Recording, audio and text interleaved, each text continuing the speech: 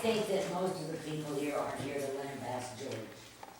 I think we're here to say, we can't afford what he wants. We can't pay anymore. Just a year ago, he showed us all those graphs proving PID didn't have the kind of money. Now suddenly, where do we get all that money? That's what the people are worried about. Their own pocketbooks. They can't afford George's. Look around town, how many people are paid George's salary? He makes pretty good money. We can't afford more. That's what we're trying to tell you. Not that George does the rotten work, or he's a lousy looking, or he's ugly as a mud fence. We don't care. We can't afford more. That's what we're trying to tell you. We don't know how to spell it. Thank you, Loretta. My name is Dan Whitman, and I appreciate very much what Loretta said, because I could not agree more. Speaking from, I think, the ear of the public, nothing against George, nothing against any staff. We all agree that you people have done a great job. I drink the water all the time and love it. In fact, when we travel, I take a bunch with me because it's better than most places taste. Absolutely. But the thing that is, I think, critical is that you understand and get the feeling for what the public is saying right now. Perception is that this is just not a good time. The economy is absolutely in the toilet. Police, fire, Greg on the council level is dealing with this. Everybody's getting less and less, not more and more. And even though he might be worth it, probably is worth it, it's just simply not good timing.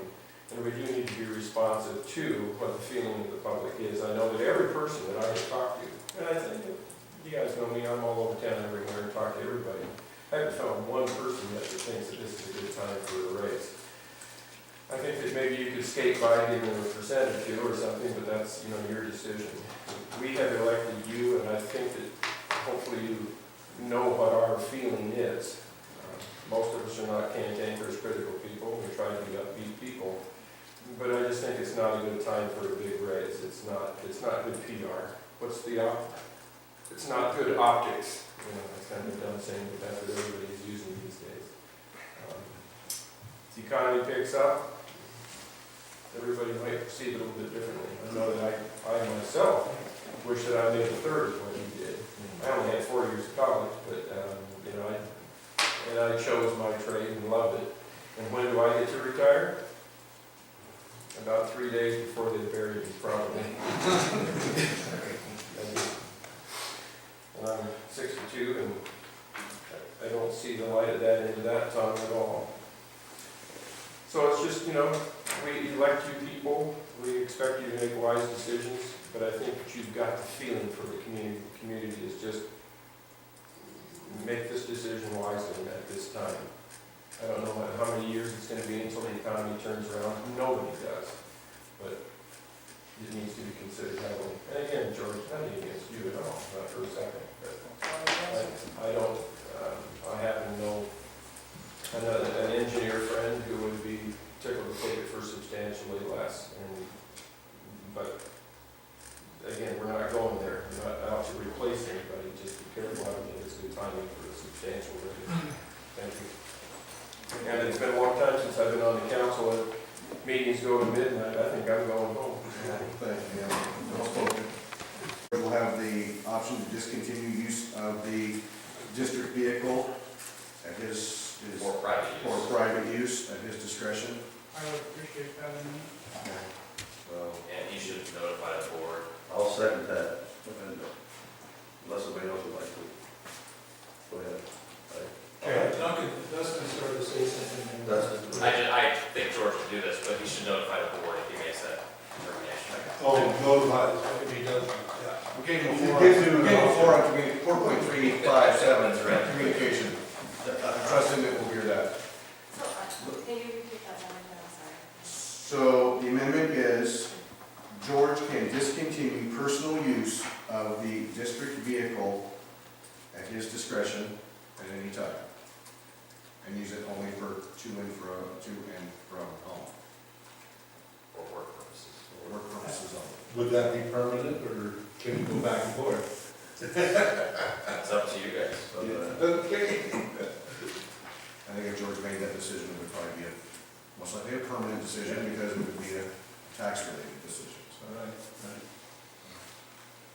right. So let's take a vote on. Take a vote. Are we still discussing? Did we still have someone? Oh, Ken Essence, it is. Ken?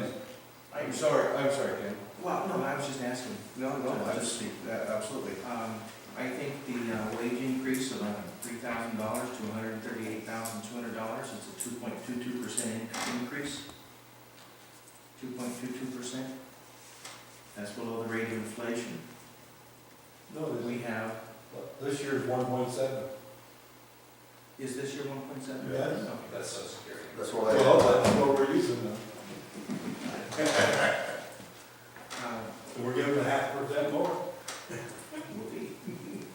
So you take the guy who's saving us $124,000 a year with ideas that are continuing to produce lower cost to the district, and we're giving them a $3,000 increase and saying, great. I think it's, I don't think it's enough. I think it is not the way that we should be treating this position, and I disagree with it. That's what I have to say on that. I think, as I remember, the reason we did 3 on the union was that it was cheaper to give them the money than it was to not. And that wouldn't be the case for George.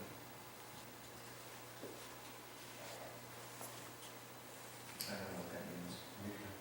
Maybe I should have said. I don't believe it's easy to exploit a contractual employee, that's what I mean. But he does, I'm glad they were keeping the 12-month thing. I like that. I mean, see, we gave him several benefits when we didn't do raises, and I'm glad we're not trying to remove them. Plus we're getting bonuses. Yeah, because times were really bad. Yeah. Then, They're they're not any better. They're not any better, aren't you? No. I hope the union realizes this, what we're doing. They're not gonna come and ask for 7 like they did last year. Okay, so we'll take a vote on if everybody in the rest of the case, we're all good. We're gonna take a vote on the amendment. Roll call, please. Director Fletcher? Aye. Yes. Director Hunt? No. Director Kellogg? Yes. Director Duncan? Yes.